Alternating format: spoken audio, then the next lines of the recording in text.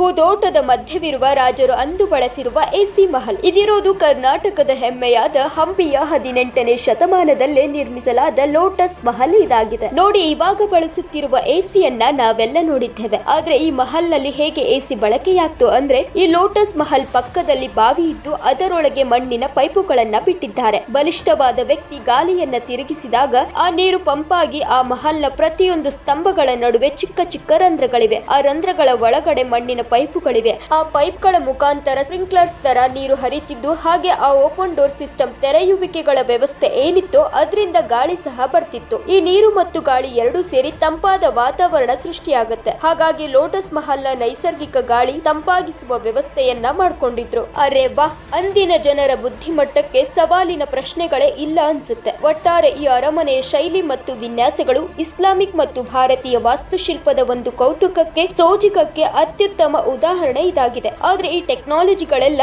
ನಮ್ಮಿಂದ ನಮ್ಮ ಕಾಲದಲ್ಲಿ ಸೃಷ್ಟಿಯಾದವು ಅಂತ ಅನ್ಕೊಂಡಿದೀವಿ. ಇಂತಹ ಟೆಕ್ನಾಲಜಿಗಳನ್ನ ಶತಮಾನಗಳ ಹಿಂದೆಯೇ ನಮ್ಮ ರಾಜರು ಬುನಾದಿಗಳನ್ನ ಹಾಕಿದ್ರು ಅನ್ನೋದಕ್ಕೆ ನಮ್ಮ ಕರ್ನಾಟಕದಲ್ಲಿರುವ ಈ ವೈಭವ ತುಂಬಿದ ಲೋಟಸ್ ಮಹಲ್ ಉದಾಹರಣೆಯಾಗಿದೆ. ಇಂತಹ ಮತ್ತಷ್ಟು ಇಂಟ್ರೆಸ್ಟಿಂಗ್ ವಿಷಯಗಳಿಗಾಗಿ ನಮ್ಮ ಇತಿಹಾಸಿನಿ ಪೇಜ್ ಫಾಲೋ ಮಾಡಿ.